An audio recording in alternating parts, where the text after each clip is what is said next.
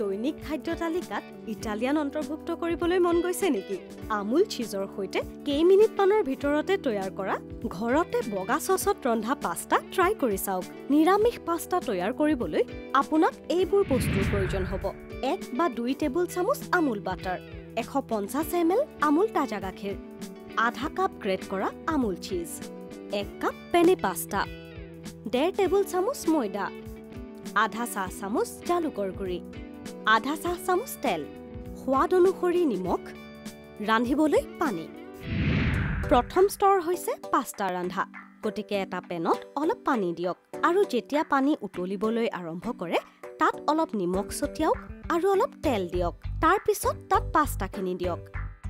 আমি পেনে পাস্তা লৈছো, কিন্তু আপুনি পছন্দ অনুসৰি যিকোনো পাস্তা ল'ব পাৰে। পাস্তাখিনি কঠিন হৈ থকা পৰ্যন্তলৈকে ৰান্ধক, অৰ্থাৎ প্ৰায় 8 মিনিটমান সিজাওক। তাৰ পিছত এইখিনি পেনটোৰ পৰা উলিয়াই আনক। পৰৱৰ্তী কাম হৈছে চীজি চচ তৈয়াৰ কৰা। ইয়াৰ বাবে আপুনি প্ৰথমে আমুল চীজ গ্ৰেট কৰিব লাগিব। তাৰ পিছত এটা গৰম পেনত আমুল বাটাৰ দি আৰু লৰাই দিয়ক। বাটাৰখিনি গলি গ'লে পেনটোত ময়দা দিয়ক আৰু হুইস্কেৰে ভালদৰে মিহলি হোৱাকৈ লৰাই দিয়ক। তাৰ পিছত আমুল তাজা গাখীৰ ঢালক আৰু লগে লগে লৰাই থাকক। ময়দাখিনি যাতে মখা নাবান্ধে আৰু মিশ্ৰণটো যাতে কোমল হয় সেয়া লক্ষ্য ৰাখিব। প্ৰয়োজন হ'লে পুনৰ অলপ আমুল গাখীৰ যোগ কৰক।